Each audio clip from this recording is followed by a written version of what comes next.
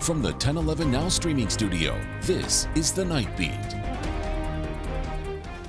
Good evening, I'm Danielle Shenk with your headlines for Friday, February 28th. Husker Nation, you have permission to shed a tear. Those were Greg Sharpe's words after the death of Nebraska punter Sam Foltz, and today that sentiment echoed as Sharpe, the voice of the Huskers, was laid to rest. It is our responsibility to carry on his words, values, and his passion. His family and friends shared favorite memories, while Pastor Wayne Alloway recalled Sharpe's final message, simply expressing his gratitude for everyone's support. Sharpe, diagnosed with pancreatic cancer last April, passed away on February 14th. In other news, Lincoln police are revealing more details about Wednesday's tragic events involving a man who shot and killed a woman before taking his own life.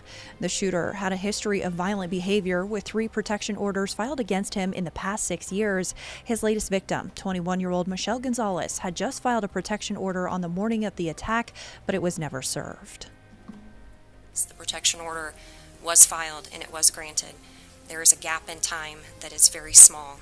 It is probably around 2 hours or less of when we know she is okay, and there is a safety plan that had been created to when we have the incident occurring on 84. Now, this incident marks Nebraska's 3rd deadly domestic dispute this month following the murders of Jamie Hagan and Heather Gray. Lincoln support networks like Friendship Home and Voices of Hope report a troubling rise in domestic violence cases this year. Calls for help have surged, with a 34% increase in those seeking assistance since 2021. Abuse thrives in isolation. There, I think, has broadly been a trend toward a more individualistic sort of nature and less of a feeling of community responsibility, a little bit of that's not my problem, that's a private matter.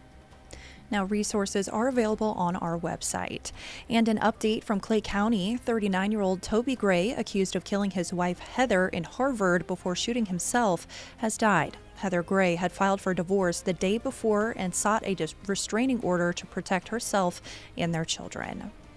Now, topping national headlines, President Trump's meeting with Ukrainian President Vladimir Zelensky, aimed at ending the war and discussing a rare earth minerals deal, ended abruptly after a televised argument. Trump accused Zelensky of gambling with millions of lives, while Zelensky insisted he would not compromise with Russia or Putin.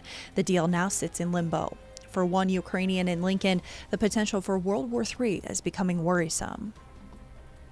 My heart was as hard as many Ukrainians were broken, in half, because, like I said, we love both countries. I'm sure that many Ukrainians feel betrayed because of President Trump.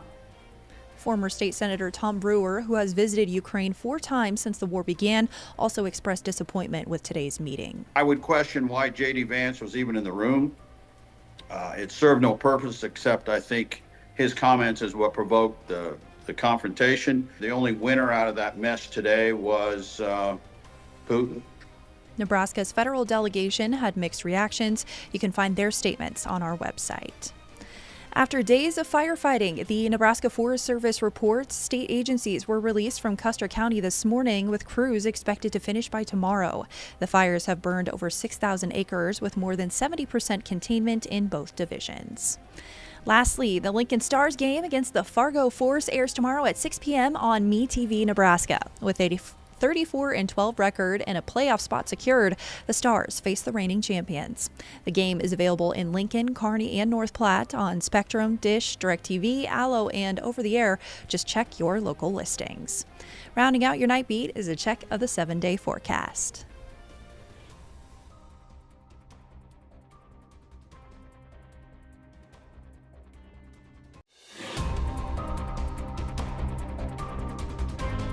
You've been listening to The Night Beat. Watch, listen, and stream on the 1011 app on YouTube or wherever you get your podcasts.